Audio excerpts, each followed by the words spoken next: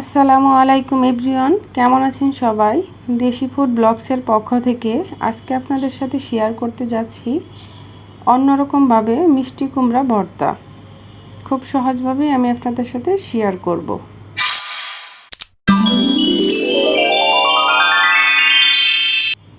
মিষ্টি কুমড়া ভর্তার জন্য মিষ্টি কুমড়াটা ঠিক এইভাবে পাতলা করে খোসা ছাড়িয়ে কেটে নিয়েছি।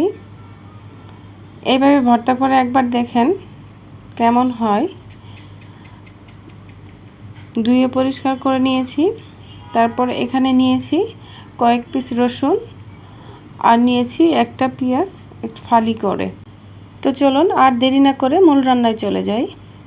কড়াই বসিয়ে দিয়েছি, দিয়ে দিব 3 টেবিল চামচ সরিষার তেল। চুলার আঁচটা অবশ্যই লতে রাখতে হবে। এই সরিষার তেলেই মিষ্টি কুমড়া ভেজে নিতে হবে। এবার একে একে মিষ্টি কুমড়াগুলো দিয়ে দিচ্ছি। মিষ্টি কুমড়াগুলো অবশ্যই একে একে দিয়ে দিচ্ছি। তারপর দিয়ে দিচ্ছি পেঁয়াজ আর রসুন। মিষ্টি কুমড়া ভাজার সাথে পেঁয়াজ রসুনটাও ভাজা হয়ে যাবে। এবার ঢাকনা দিয়ে চুলার আঁচটা কমিয়ে সিদ্ধ করে নিব। মাঝে মধ্যে ঢাকনা খুলে একটু উল্টে পাল্টে দিতে হবে, না হলে মিষ্টি কুমড়ার এক পাশটা পুড়ে যাবে। এভাবে একটু কিছুক্ষণ পর পর উল্টে পাল্টে দিতে হবে। দিয়ে একটু লাল লাল করে ভেজে নিতে হবে। আরও কিছুক্ষণ সিদ্ধ করছি। মিষ্টি কুমড়া প্রায় কিন্তু ভাজা হয়ে আসছে।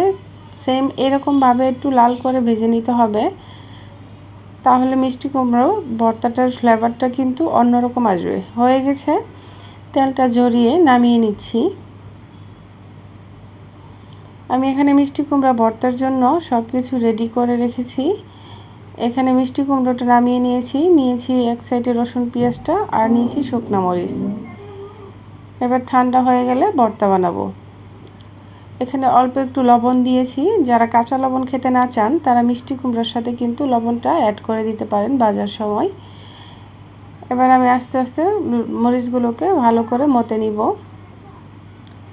সাথে রসুন পেঁয়াজটাও মতে নিব।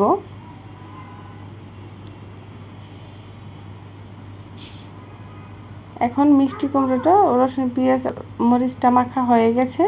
মিষ্টি কুমড়াটা অ্যাড করে দিব, দিয়ে ভালো করে মেখে নিব।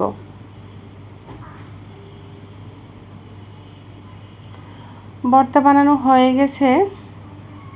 এই রেসিপিটা অবশ্যই একটি টেস্টি একটি রেসিপি। গরম ভাতের সাথে কিন্তু একদম জমে যাবে। বিশ্বাস না হলে বাসায় একবার করে ট্রাই করে দেখবেন। এই মিষ্টি কুমড়োর রেসিপি হলে কিন্তু মাছ মাংসর প্রয়োজন হবে না। আর আমার রেসিপিটা যদি কারো ভালো লেগে থাকে অবশ্যই আমার চ্যানেলটাকে লাইক কমেন্ট সাবস্ক্রাইব করে দিবেন, আর পাশে থাকা বেল বাটনটি অন করে দিবেন নতুন নতুন ভিডিও পাওয়ার জন্য। সবাই ভালো থাকবেন, সুস্থ থাকবেন। সে পর্যন্ত আল্লাহ হাফেজ। আবারও কথা হবে পরবর্তী রেসিপি নিয়ে। ধন্যবাদ সবাইকে।